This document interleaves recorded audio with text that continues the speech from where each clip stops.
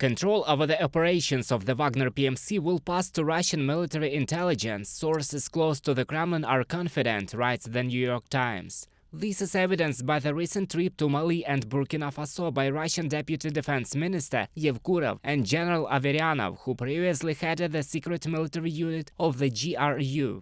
The contrast with the flamboyant Mr. Prigozhin could not have been sharper, and it aligned with the message the Kremlin was delivering. After Mr. Prigozhin's death in a plane crash last month, Russia's operations in Africa were coming under new management. From a publication by the New York Times. Bloomberg also writes that all operational activities of the Wagner PMC in Africa and the Middle East after the death of Prigozhin will come under the direct military command of the Russian Ministry of Defense.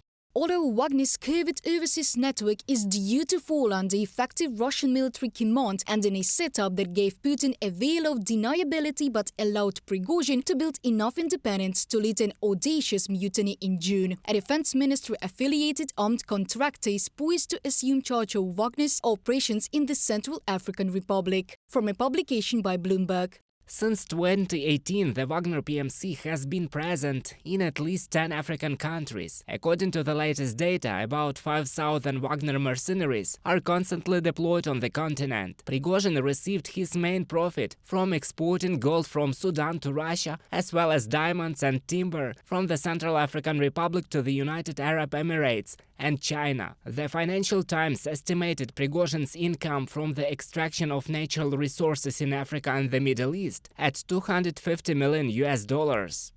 The Kremlin began to establish formal control over Prigozhin's extensive corporate network, whose ambitions exceeded the level that was comfortable for Vladimir Putin. The Russian Ministry of Defense began sending delegations to Africa to inform foreign governments that they would henceforth deal directly with the Russian state rather than with Prigozhin. From a publication by the Wall Street Journal. His 25-year-old son Pavel may receive control over part of Prigozhin's assets.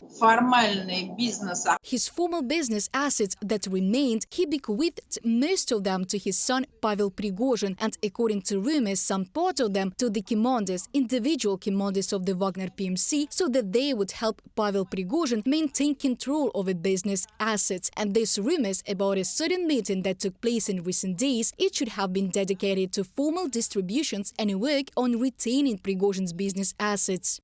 However, in addition to formal assets, there are also shadow ones – cash, precious metals, etc. Whether Prigozhin's son will be able to maintain control over them is unclear. On the one hand, there are formally legal things, because the hereditary case is really open against Prigozhin estate, and accordingly this legacy is distributed, and in this sense the Kremlin is unlikely to oppose at this stage, but only later, when it seems to Pavel and the top of the Wagner mercenaries that they manage to keep these assets, then what will happen to them is a big question. Recall that the plane crash with the business jet in which was Prigozhin occurred on the evening of August 23rd over the Tver region. The Russian Ministry of Emergency Situations reported that there were 10 people on board. 3 of them were crew members. Everyone died. The list of victims also includes the head of the Wagner PMC, Yevgeny Prigozhin. Reported by Roman Smoler, Yulia Granovska, UA TV News.